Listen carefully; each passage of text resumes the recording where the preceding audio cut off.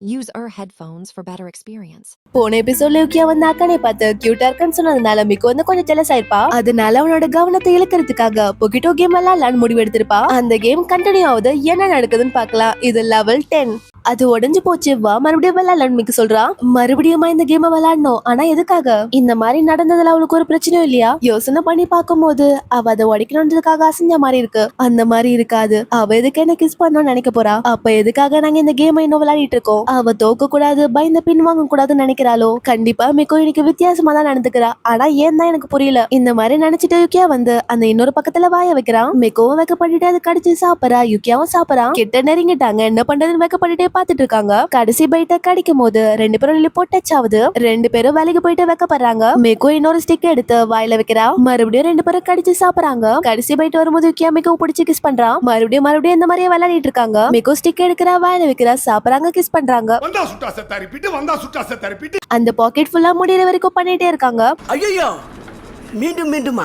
Night ஆயிடுச்சு, ரெண்டு பேரும் ரொம்ப டயர்ட் ஆயிட்டாங்க. மிக்கோ வந்து சிரிச்சிட்டு இதய வேகமா துடிக்குதான்னு கேக்குறா. யுக்கியா அதை ஷாக்கோட பாக்குறா. மிக்கோ ஏஞ்சி வீட்டுக்கு போறா. ஏதோ ஒண்ணு மாதிரி இருக்கு, கண்டிப்பா அது மட்டும் எனக்கு நல்லா தெரியும்னு யுக்கியா வந்து யோசிக்கிறா. மிக்கோ அவளோட வாய் மேல கைய வச்சுட்டு ரொம்ப சோகமா வீட்டுக்கு நடந்து போயிட்டு இருக்கா. யுக்கியா நடந்து போகும்போது, நான் அது பண்ணிட்டேன், அது நடந்துருச்சு, நானும் மிக்கோ கிஸ் பண்ணிட்டோம். அவ அந்த மாதிரி பண்ணதுனால அவளுக்கு என்ன பிடிக்கும்னு அர்த்தம் இல்ல தானே? ஆனா ஏதோ தப்பா இருக்கு. இது லவ் கேம்காகவா இல்ல வேற எதுக்காக எனக்கு தெரியல. ஆனா அவ அந்த மாதிரி பண்ண மாட்டா. இந்த மாதிரி அவன் நினைக்கிறான். இப்ப மிக்கோட வீட்டுல காமிக்கிறாங்க. மிக்கோ வந்து அவங்க பாட்டி போட்டோ முன்னாடி உட்காந்துக்கிட்டு, பாட்டி நான் ஃபர்ஸ்ட் டைம் யுக்கியாவை கிஸ் பண்ணிட்டேன். ஃபர்ஸ்ட் டைம் எங்க லிப் டச் ஆகும் போது எனக்கு அதிர்ச்சியா தான் இருந்துச்சு. எப்படியோ தைரியத்தை வர வச்சு நான் மறுபடியும் பண்ணான். அப்புறம் அவனை என்ன கிஸ் பண்ணான். அவனோட முகம், அவனோட இதயம் கண்டிப்பா வேகமா துடிச்சிருக்கும். அவனுக்கு என்ன பிடிக்கும்ல. அவன் இப்போ என்ன பத்தி தானே நினைச்சிட்டு இருப்பான். யுக்கியா கொடுத்த கிரேடத்தை பார்த்துட்டு அவன் இவளை டேட்டிங் கூட்டு போனப்ப கிஸ் பண்ணணும்னு பிளான் போட்டிருப்பான். ஆனா பண்ணிருக்க மாட்டான். அதை பத்தி யோசிச்சு பார்த்துட்டு அவன் என்ன கிஸ் பண்ணல, ஆனா நான் அவனை கிஸ் பண்ணிட்டேன். யுக்கியா கானே பார்த்து கியூட்டா இருக்குன்னு சொல்லிருப்பாள். அதை பத்தி யோசிச்சு பார்த்துட்டு, எனக்கு தெரியும், எனக்கு நல்லா தெரியும் அவன் கியூட்டா இருக்குன்னு அக்கானே பத்தி சொல்லல, அந்த லிப்ஸ்டிக்க பார்த்தா சொன்னானு. ஆனா இப்ப நேத்து மிக்கோ போக்கிட்டோ வாங்கிட்டு வீட்டுக்கு வந்த அப்புறம் என்னாச்சுன்னு காட்டுறாங்க.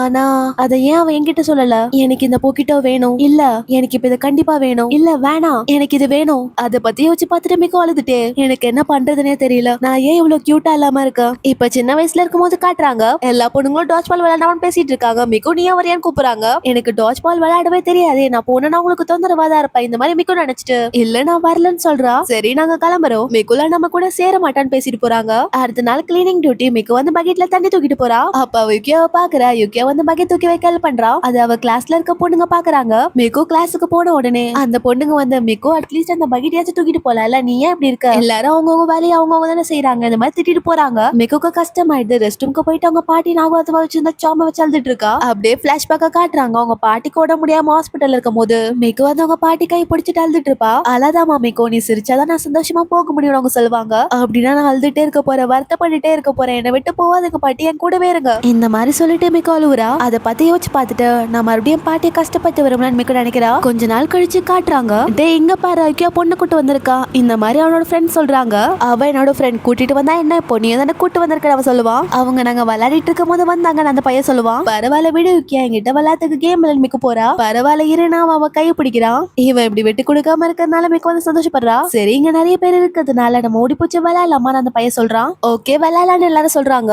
மிக்கோ பார்த்து, நீ தானே கடைசியா வந்த, நீ தான் கேச்சரா இருக்குன்னு அவன் சொல்றான். நானும் கேச்சரா இருக்கேன், நானும் கடைசியா தான் வந்து நிக்கியா சொல்றான். இதெல்லாம் நியாயமே இல்ல, ரெண்டு பேர்லாம் கேச்சரா இருக்க கூடாதுன்னு அவங்க சொல்லுவாங்க. வாய மூடுங்க, நான் ஸ்டார்ட் பண்ண போறேன், 1 2 3 4 கவுண்ட் பண்றான். டே அவனுங்க பிடிக்க வரதுக்குள்ள ஓடுங்கடான்னு எல்லாரும் ஓடுறாங்க. மிக்கோ நம்ம ரெண்டு பக்கமா போயிட்டு அவனுங்க லாக் பண்ணலாம் யுக்கியா சொல்றான். ஓகேன்னு மிக்கோ சொல்றா. மிக்கோ யுக்கியா அவங்க பிடிக்க ட்ரை பண்றாங்க. எல்லாரும் ஒன்னா சேர்ந்து ஜாலியா விளையாடுறாங்க. கொஞ்ச நேரம் கழிச்சு காட்டுறாங்க, ரெண்டு பேரும் டயர்ட் ஆயிட்டாங்க.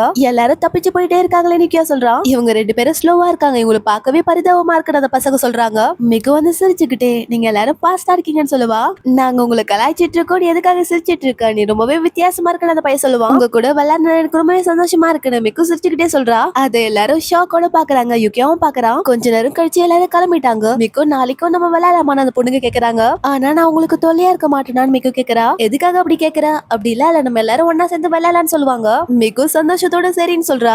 அவங்க போனதுக்கு அப்புறம் யுக்கியா மிகு கிட்ட வந்து, நல்லதுதான் உனக்கு ஒரு சில ஃப்ரெண்ட்ஸ் கிடைச்சிட்டாங்க போல. ஆமா நன்றின்னு மிக்கு சொல்லுவா. நான் யோசிச்சுட்டே இருந்தேன் என்னன்னா நீ சிரிக்கும் போது ரொம்ப கியூட்டா இருக்குன்னு அவன் சொல்லுவான். மிகு வந்து வைக்கப்பட்டுட்டு அவன் எப்பவுமே என்ன கியூட்னு சொல்லணும், அதுக்காக நான் மாறி ஆகணும், கியூட் கேர்ளா எப்படி இருக்குதுன்னு தெரிஞ்சுக்கணும், அப்பதான் அவன் கூட கடைசி வரைக்கும் இருக்க முடியும். இதனால தான் மறுபடியும் அவன் கியூட்னு சொல்றதுக்காக மிகு வந்து இவ்வளவு கஷ்டப்பட்டிருப்பா. அதை பத்தி யோசிச்சு பார்த்துட்டு நான் இப்ப கியூட்டாவே இல்ல, அவனோட கவனத்தை இழுக்கிறதுக்காக நான் கிஸ்ஸ யூஸ் பண்ணிக்கிட்டேன். என்ன நினைச்சா எனக்கே கேவலமா இருக்கு, ஆனா அது எனக்கு சந்தோஷத்தை கொடுக்குது. என்னால அதை நினைச்சு சந்தோஷப்படாம இருக்க முடியல. அவன் அக்கா கிட்ட பேசுனத பத்தியும் இவங்க கிஸ் பண்ணத பத்தி யோசிச்சு பார்த்துட்டு நான் கியூட்டாவே இல்ல, நான் சுத்தமா கியூட்டாவே இல்லன்னு மிக்கு வந்து அழுவுறா. அவன் என்ன கியூட்னு சொல்லவே இல்ல, அவன் கூட நான் எப்படியாச்சும் கடைசி வரைக்கும் இருக்கணும், அதுக்காக நான் கியூட்டா மாறி ஆகணும். சின்ன வயசுல யுக்கியாவுல பாத்துட்டு நீ சிரிக்கும் போது கியூட்டா இருக்கான்னு சொல்லிருப்பாள், அதை பத்தி யோசிச்சு பார்த்துட்டு மிக்கு அழுவுறா. இப்ப மிக்கோட அங்கிள் கேஃபேல இருந்து ஹினாக்கோ வந்து வெளியே வரா. அப்ப யுக்கியா வரா. ஹினாக்கோ வந்து யுக்கியா கூப்பிடா. அவன் சோகமா இருக்கிறத ஹினாக்கோ நோட் பண்றா. கடை க்ளோஸ் ஆகுற டைம் ஆயிடுச்சு, நான் கிளம்புறேன்னு யுக்கியா சொல்றான். அட இருப்பா, ஹினாக்கோ உங்ககிட்ட பேசணும்னு நினைக்கிறான் அங்கிள் சொல்றாரு. இந்த கேக்கோட செலவு ஏன் நோடுதுன்னு ஹினாக்கோ சொல்லுவா. ரொம்ப நன்றி யுக்கியா சோகமா சொல்றா. நேத்து நான் ஆடிஷனுக்கு போன மறுபடியும் நான் ரிஜெக்ட் பண்ணிட்டாங்கன்னு ஹினாக்கோ சொல்லுவா. அந்த வெப் அனிமேக்கு வாய்ஸ் கொடுக்குதுன்னு அவன் கேக்குறான். ஆமாப்பா பெரிய ஆப்பர்ச்சுனிட்டி, அதுக்காக நான் கஷ்டப்பட்டு உழைச்சும் தெரியுமா, ரொம்ப கஷ்டம் தான், நான் நீன்றதுனால சொல்லல, உன்னோட வாய்ஸ் எனக்கு ரொம்ப பிடிக்கும் அவன் சொல்லுவான். தேங்க்யூ யுக்கின்னு அவ சொல்லுவா. கொஞ்ச நேரம் யுக்கி அமைதியா இருக்கா. அதுக்கப்புறம் உங்ககிட்ட ஒண்ணு சொல்லணும், மிக்கோ இன்னைக்கு ரொம்பவே விசித்திரமா நடந்துகிட்டா.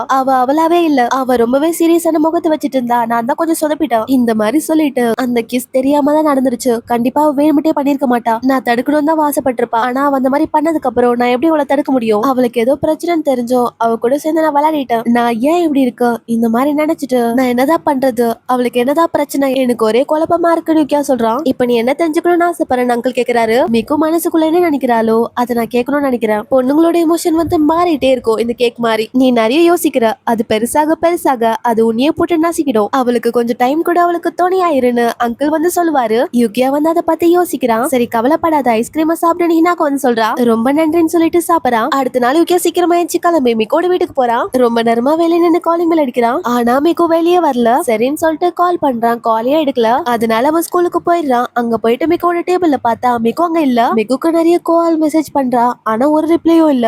அவளுக்கு என்னாச்சுன்னு தெரியாம கவலைப்படுறான். அதனால யுக்கியா வந்து நாச்சன் கிட்ட போய் பேசுறான். நாச்சன் வந்து ஷாக் ஆயிட்டு, அசாகி நீயா, என்னாச்சு, நீலாம் என்கிட்ட பேசவே மாட்டேன்னு கேக்குறா. அட இருமா, மிக்குக்கு என்னாச்சுன்னு கேட்கலான்னு வந்தா. இன்னைக்கு காலையில அவளுக்கு ஃபீவர் இருக்கிறதுனால அவ ஸ்கூலுக்கு வர மாட்டேன்னு சொன்னா. அப்படியானு யுக்கியா சோகமாவறா. அவ உன்கிட்ட சொல்லலையான்னு நாச்சன் கேக்குறா. இல்ல அவ என் காலை கூட அட்டன் பண்ணலன்னு அவ சொல்லுவான். அவ எதனால உன்னோட கால் எடுக்கல, என்ன யாரும் தேட வேண்டாம் அப்படின்னு எழுதி வச்சுட்டு எங்கயாவது கண்காணாத இடத்துக்கு போயிடலாம் போல. நான் போயிட்டு வரேன்னு மிக்கு சாகர மாதிரி நாச்சன் வந்து யோசிச்சு பார்த்துட்டு இவனோட காலே எடுக்கல, ஒருவேளை அவளுக்கு ஏதாவது ஆயிருக்குமோன்னு பயப்பறா. அப்படி எல்லாம் இருக்காதுன்னு யுக்கியா சொல்றான். நாச்சன் வந்து பயத்தோட மிக்குக்கு கால் பண்றா. மிக்கு போன் எடுத்துட்டு நாச்சன் என்னாச்சுன்னு கேக்குறா. மிக்கு நீ நல்லா தானே இருக்க, உயிரோட தானே இருக்க, ஆம்புலன்ஸ் கூப்பிடுவா. கண்டிப்பா நான் கூப்பிட்டே அவனை, நான் கூப்பிடுறேன்னு அவ சொல்றா. இரு வேணா என்னாச்சு, நான் நல்லா தான் இருக்க, லைட்டா எனக்கு ஃபீவர், அவ்வளவுதான், நாளைக்கு நான் ஸ்கூலுக்கு வந்துறேன் மிக்கு சொல்லுவா. யுக்கியா வந்து ஷாக்கோட கேட்டுட்டு இருக்கான். அப்பாடி நல்ல வேலை, எனக்கு இப்பதான் நிம்மதியா இருக்கு. அசாகி வந்து உன்னை பத்தி கவலைப்பட்டு என்கிட்ட வந்து கேட்டான். உன்கிட்ட வந்து கேட்டானா, அதிசயமா இருக்கேன், சாரிப்பா, நான் நல்லா இருக்கேன் அவன் கிட்ட சொல்லிட்டு மிக்கு சொல்றா. சரி உடம்ப பாத்துக்கோ பாய்ன்னு சொல்லிட்டு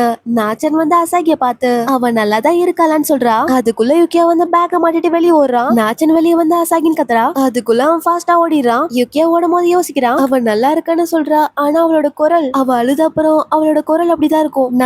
நான் அவளை அள வச்சுட்டேன் இந்த மாதிரி நினைச்சிட்டு யுக்கியா ஓடுறான். இதோட இந்த எபிசோட் முடிஞ்சிடுச்சு. அடுத்தடுத்த எபிசோட் பார்க்க மறக்காம நம்ம சேனலை சப்ஸ்கிரைப் பண்ணிக்கோங்க. இந்த வீடியோக்கு லைக் பண்ணி கமெண்ட் பண்ணி உங்க ஃப்ரெண்ட்ஸ்க்கு ஷேர் பண்ணுங்க. தேங்க்ஸ் ஃபார் வாட்சிங். Bye by.